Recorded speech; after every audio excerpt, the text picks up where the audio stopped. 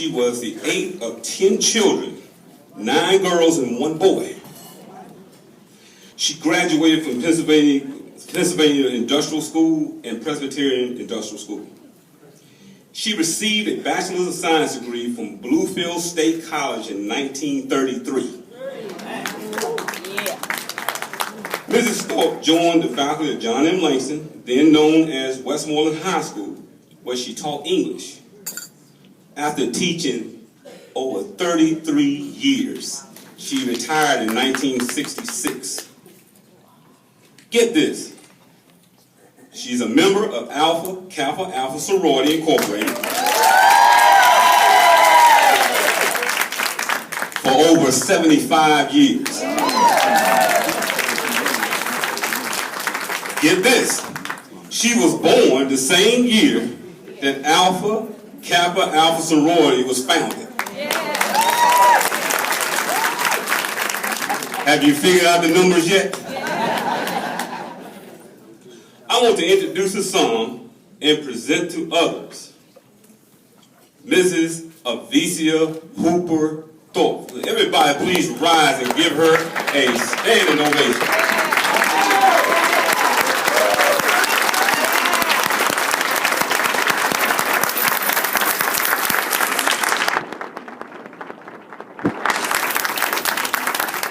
Mrs. Thorpe,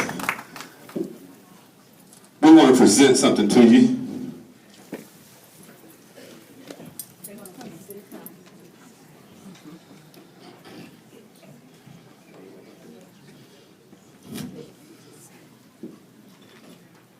On behalf of our bosses, Ronald Harrison, and the Omega Psi Fraternity, Chapter Danville, Virginia, we want to give you your flowers while you living.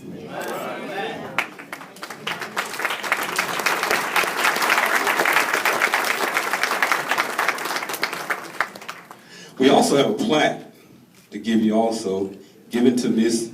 Avicia Thorpe for her many years of dedicated service to humanity, given the 19th day of January 2015 by the Royal Order Chapter of Omega Psi Fraternity Incorporated.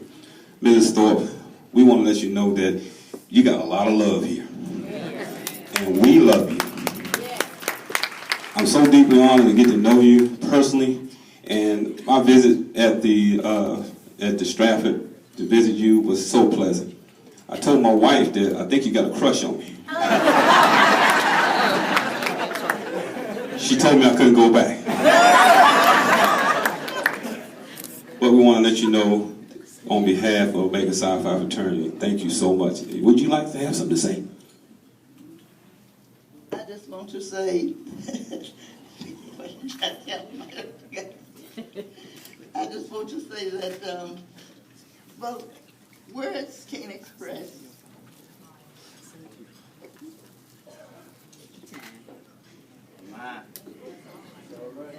But I do want to thank, that's what I thank you, all my great brothers and sisters, relatives, friends, well-wishers, everybody who had any part, whatever, in making this, their program a success tonight, and to do what you have done and said, it's so nice to be able to smell your flowers and not think about your relatives will be smelling them or reading in their pictures.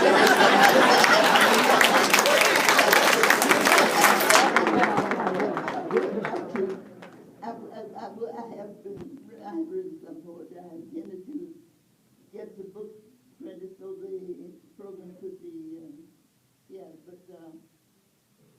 I didn't get it done. So with your permission, I will share with you 3 of those programs tonight.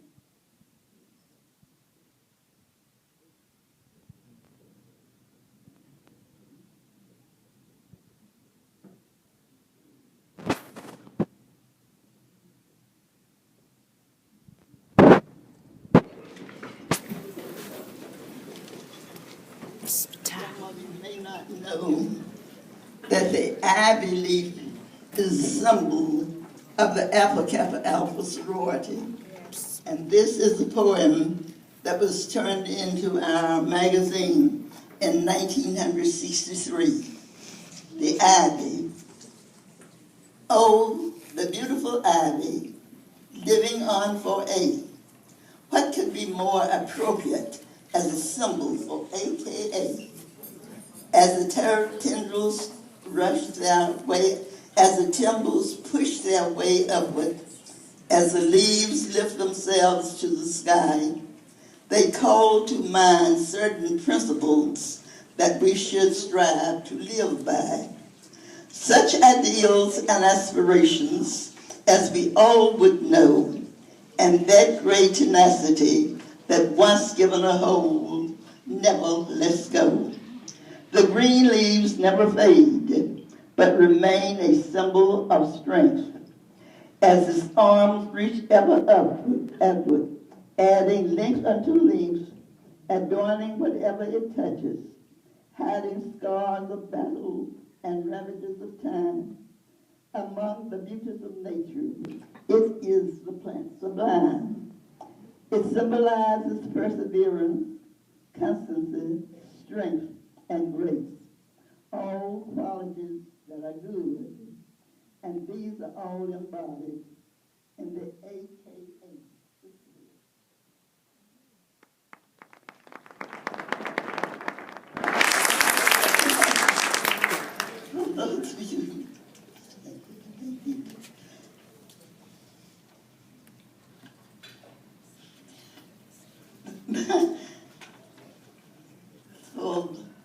Well, some of you may find something of interest in somewhere along the line. Anyway, I want to share it with you.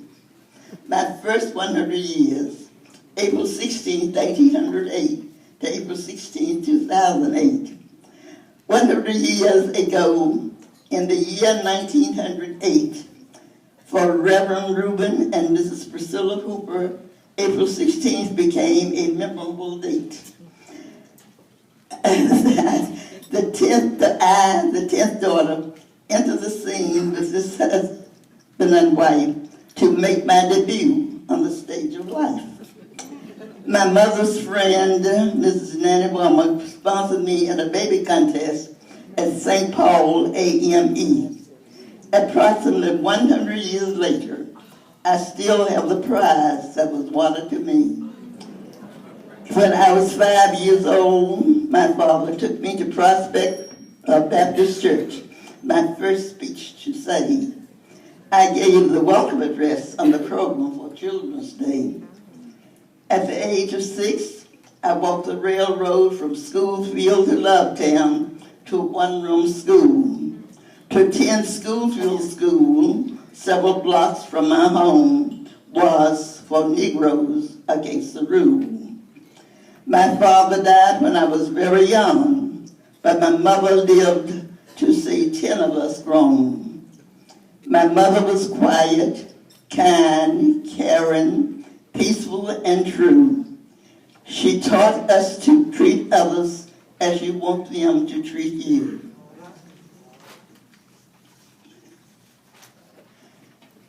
In my 12th year, God placed me in the Trinity Baptist Church Vineyard, a special work to do.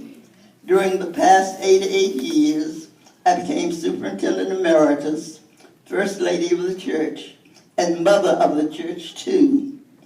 In 1948, I sent a poem of encouragement to President Harry S. Truman, when on behalf of the armed forces, he advanced civil and human rights for all Americans. On May 28, 1968, as Secretary of the Poor People's March Committee of the NAACP, I served as first aid table at Bible Way Church, where the marchers were served breakfast en route from Birmingham, Alabama to Washington, D.C. I have touched many lives through the church, the classroom, and the community at large. In my travels, I have touched a few lives abroad. For my 93rd birthday, God gave me a gift which I highly prize. a poem through the sharing of which hundreds of people are being inspired. In 2004, at the age of 102, my last sister died, leaving me the last of the siblings to survive. In November 2005, at the age of 97, I stopped driving because I thought it should. However, at the age of 100, I renewed my driver's license just because I could. Near the beginning of my 100th year, I participated in a double first for this country. I voted in a primary in which a woman and a black man raced for the presidency. There have been dangers seen and unseen, and temptations too. Various negative experiences that God has brought me safely through. Memories, some pleasant, some sad. Memories, 100 years of memories. I am thankful that the good ones outnumber the bad. I am thankful that after 100 years, I can still breathe and see and hear and eat. I can still walk and talk and use my hands and feet. Whatever may be my lot from this time on, to God be the glory for all that He has done. Now, as I end chapter 1 and begin chapter 2, I'm glad to share this good news with you. On November 4th, 2008, the great-granddaughter of a slave, I voted for Barack Obama, the first African-American to be elected president of this legend of the free and the home of the brave.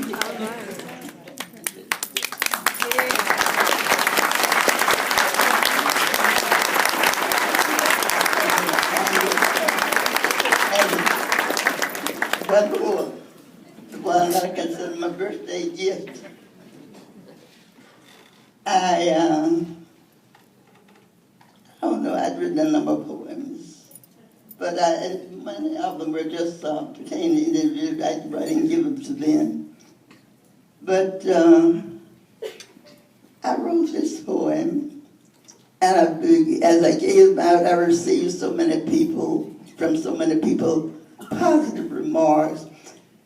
The idea came to me, well, this is a gift, one I can both keep and share with others. And I like to share it with as many as I can. And I'm very glad of this opportunity to share it with this many tonight. On my 93rd birthday, Easter Monday, April 16th, 2001, as I awake this morning and beheld a day so fair, I thanked my Heavenly Father for keeping me in His care. I have been traveling life's highway for a long, long time, you see. Now I'm happy indeed. Today I'm 93. I can breathe and use my hands and feet. I can walk, talk, hear, eat, and see. All of these things I can do at the age of 93. As I think of every experiences that I've had from day to day, I realize how wonderfully blessed I've been all along the way. And as I try to count my blessings, naming them one by one, I said, to God be the glory for all that He has done. And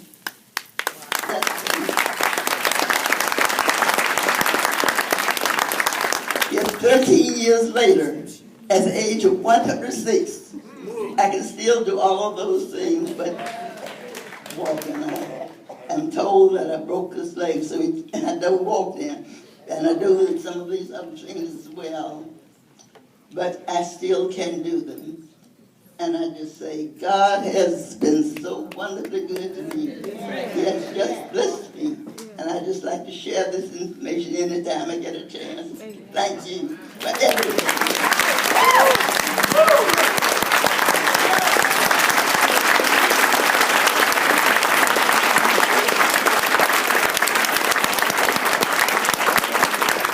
Thank you, Ms. Thorpe, and also